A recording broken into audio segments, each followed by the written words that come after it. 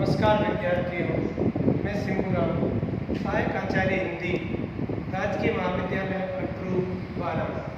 प्यारे विद्यार्थियों, आज हम हिंदी साहित्य BA द्वितीय वर्ष प्रथम प्रश्न पत्र के अंतर्गत रीतिकाल की जो विविध धाराएं थी, चाहे वह वीर काव्य भी लिखे गए। हालांकि मुख्य प्रवृत्ति रीति की थी, लक्षण ग्रंथों की थी, फिर भी इसमें फुटकर रूप में वीर काव्य, नीति काव्य, सूफी काव्य, राम काव्य, कृष्ण काव्य आदि लिखा गया। रीतिकालीन वीर काव्य, रीतिकालीन वीर काव्य में भूषण, पद्माकर, शूदन, लाल कवि आदि कवियों ने वीर रस प्रधान रचनाएं लिखी। सर्वप्रथम हम भूषण का अध्ययन करते हैं। भूषण, जिनका जन्म 1623 ईस्वी में हुआ, आचार्य रामचंद्र शुक्लानुसार भूषण का जन्म 1613 ईस्वी में हुआ। यह शिवाजी, साहूजी और छत्रसाल बुंदेला आदि के आश्रय में रहे। चित्रकूट के राजा रुद्र सिंह सोलंकी ने इन्हें भूषण की उपाधि से सम्मानित किया। रीति निरूपण में श्रृंगारिक उदाहरण देने की सामान्य प्रवृत्ति का तिरस्कार कर केवल वीर रस परक राज प्रशस्तियों को उदाहरण स्वरूप प्रस्तुत करने वाले आचार्यों में भूषण का नाम सबसे पहले लिया जाता है। इस प्रकार भूषण रीतिकाल में वीर रस के प्रधान कवि, वीर रस के प्रसिद्ध कवि हुए हैं। भूषण ने शिवा बावनी और छत्रसाल दशक वीर रस के ग्रंथ लिखे हैं, जिसमें शिवा बावनी में छत्रपति शिवाजी का और छत्रसाल दशक में महाराजा छत्रसाल की वीरता में लिखा है। अगले कवि पद्माकर, इन्होंने वीर रस परक रचना हिम्मत बहादुर विरुदावली की रचना की। गोसाई अनूप गिरी, जिनका उपनाम हिम्मत बहादुर था, उनकी प्रशस्ति में यह लिखी और उनके आश्रय में इस रचना का सर्जन किया। अगले कवि शूदन, इन्होंने सुजान चरित नामक वीर रस पूर्ण प्रबंध काव्य की रचना की। यह 7 जंगों में विभक्त है।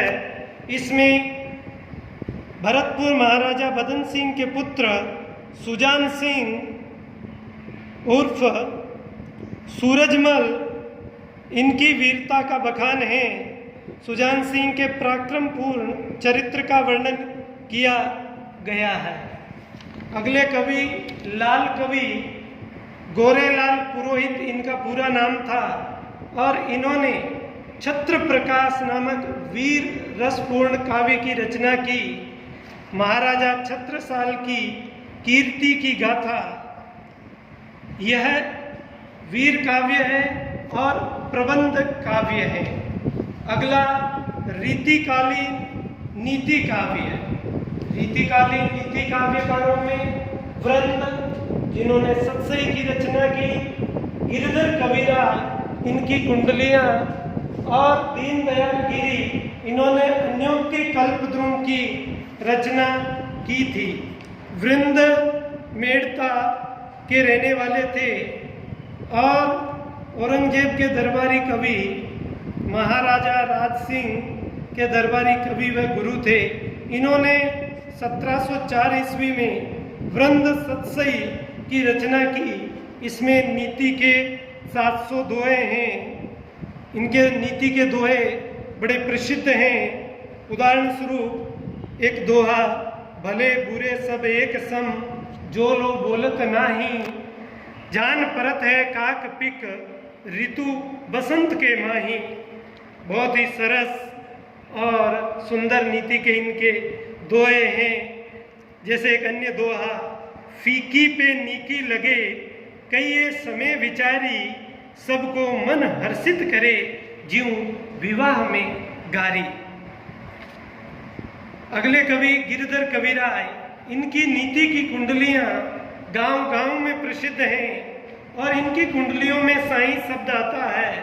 जैसे साईं बेटा बाप के बिगड़े भयो अकाज, हिरणाकुश अरुकंस को गयो दुहुन को राज। तो इस प्रकार यह साईं शब्द को संबोधित करके इन्होंने लिखी है। इसी प्रकार दीनदयाल गिरी की अन्योक्ति कल्पद्रुम भी एक नीति काव्य है। अगला रीतिकालीन सूफी काव्य है। सूफी काव्यों में कासिम साहब ने हंस जवाहर नामक काव्य की रचना की और नूर मोहम्मद ने इंद्रावती व अनुराग बांसुरी नामक काव्य की रचना की।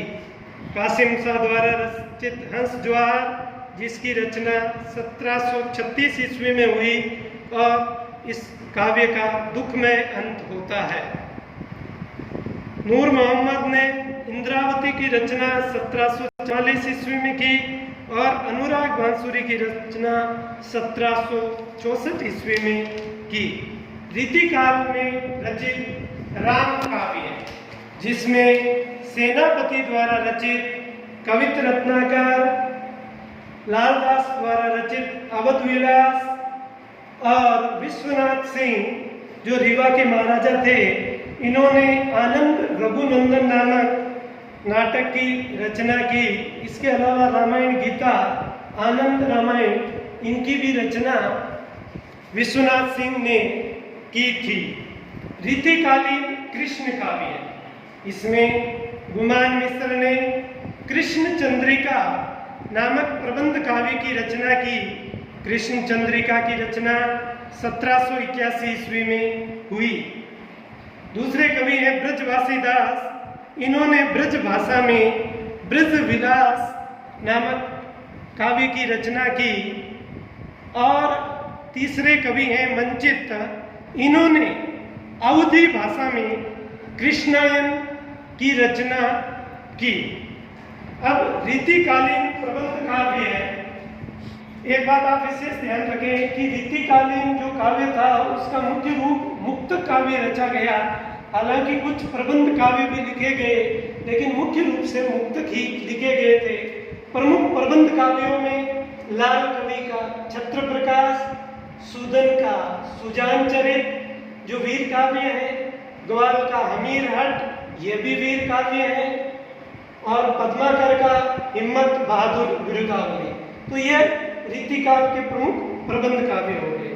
तो प्यारे विद्यार्थियों, इस वीडियो में हमने रीतिकालीन वीर काव्य, नीति काव्य और उसके साथ सूफी काव्य, राम भक्ति काव्य, कृष्ण काव्य और प्रबंध काव्य का अध्ययन किया। धन्यवाद।